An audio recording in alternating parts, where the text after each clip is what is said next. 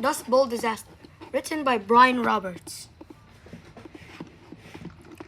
Focus question. What is the significance of the Dust Bowl?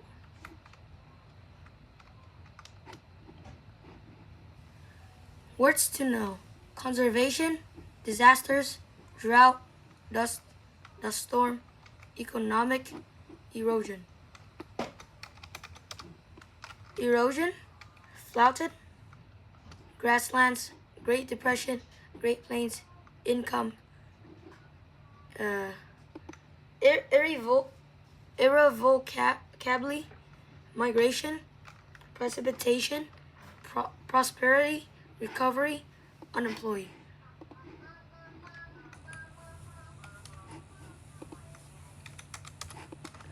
Tables of contents. Introduction.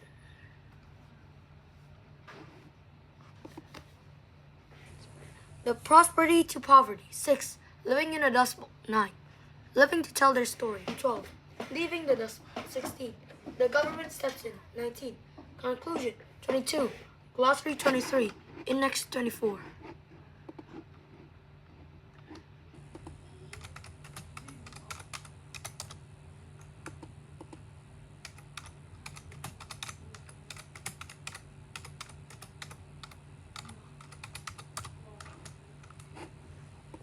Hurricanes, flood, fire forests, earthquakes. Every year these natural disasters strike somewhere on Earth. But during the late 1920s and 1930s, two disasters of another kind swept the United States, inflicting pain and suffering on its people. These disasters are particularly troublesome because they lasted for years rather than hours or days, creating hardship for thousands upon thousands of people. The reverse blow was not natural disasters, but an economic one. Disasters became known as the Great Depression. It began the crash of the stock market in 1929.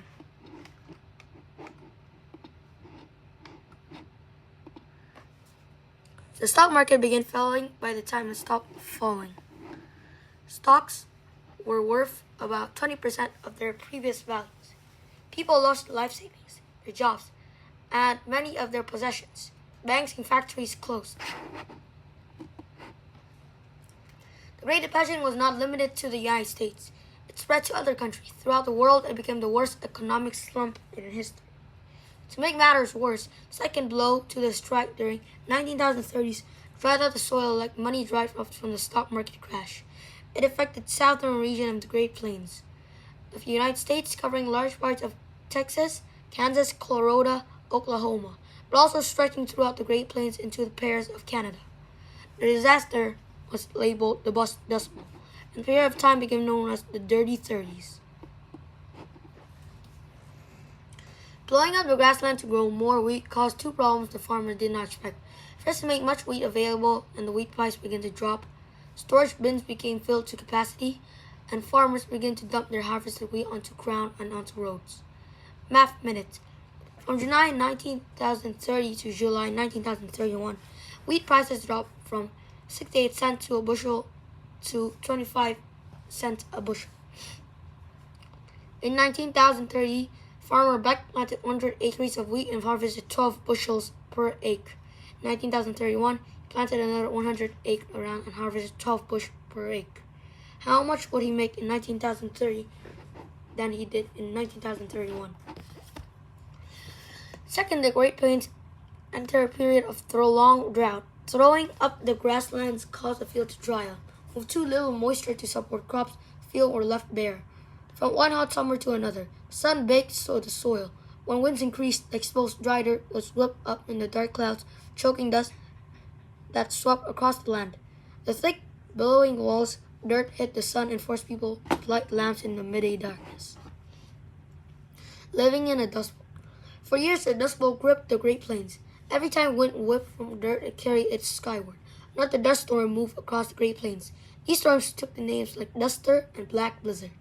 People living in the plains did everything they can to keep the dust from entering their house, their lungs. Windows and doors were stuffed with newspaper and rags. Men, women, children tied rags around their faces. Children even went to bed with damp clothes over their mouth and noses to keep out the dust. Do you know a mysterious disease known as dust pneumonia infected thousands of people living in the path of the dust storms. These diseases killed men, women, and children, especially very young and very old. Still, the dust found its way to homes and into the bodies of every living creature. It clogged up motors and cars and trucks. Livestock wandered blindly in the clouds of dust. Many animals fell dead when their lungs became caked with dust. Outside, dust piled up like snowdrift during a blizzard. The only difference was the dust drift did not melt. They got higher and higher, burying tools, farm equipment, and small buildings. Roads had to be plowed. The trains will literally stop on track because of a heap of dirt. Conditions got so bad that wind carried the dust east, were to fall across the cities such as Chicago, Atlanta, and New York. Dust even blew from over the Atlantic Ocean and fell upon the decks of ships at sea. A tractor sit unused after being buried in the dust. Otherwise, during the winter, winds often whipped a mixture of snow and dust. These storms became known as nusters. Living to tell their story. Some people who lived through the Dust Bowl recorded accounts of their experience. Melt snow in Dalhart, Texas, as just a child when he heard Black Sunday occur. He described his memories as a day in interviews for a documentary film about Dust Bowl. He described the wind blowing very hard and the house was shaking violently. He was frightened. The house might be blown away. Outside, the dust filled the sky until it became very dark. He tried to see his hand in the front of his face and couldn't. He kept bringing his hand closer to his face. It was so dark that even he touched his nose with his hand, he couldn't see it.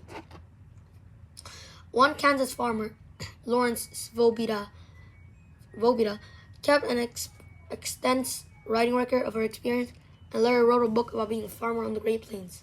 Before, during, and after the Dust Bowl. Here a description of what she said. Before, Svoboda described the beauty of seeing many miles of waist-high wheat fields swaying in the breeze. He could think of nothing in the world more beautiful than golden wheat fields in the summer. The sight would be easy to trick his breath. During Great Plains ripped into a drought, Svoboda's thoughts were much different. He described the wind as dust that cut invisibility to almost nothing. People's eyes could be filled with dust and wearing goggles didn't help much. In a documentary film, Svoboda talks to the ferocity of the wind and how it seemed to never stop. At every age, such imagined such a wind. It felt like everything would be blown away. Whenever he looked, his fields were empty. On his book, Svoboda writes that experience changed his feelings on farming, which wasn't provided with joy. Now he describes his crop for a vocabulary gone. He described feelings there had been a death. Nature had flooded this desire of work, land, and dreams he had of being a farmer.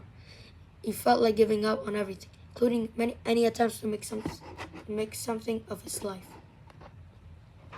Svoboda, like many others, still clung to the hope that rain would end the drought. In his book, he talked about searching the sky every day for rain clouds. He watched his neighbor crops die one by one, until finally skies poured with 5 inches of precipitation over 2 days. Water soaked into the soil, finally stopped, and the dust dropped. Eventually, inhaling blowing dust for years seriously affected Lawrence Svoboda's health. He had to admit defeat and leave the Great Plains.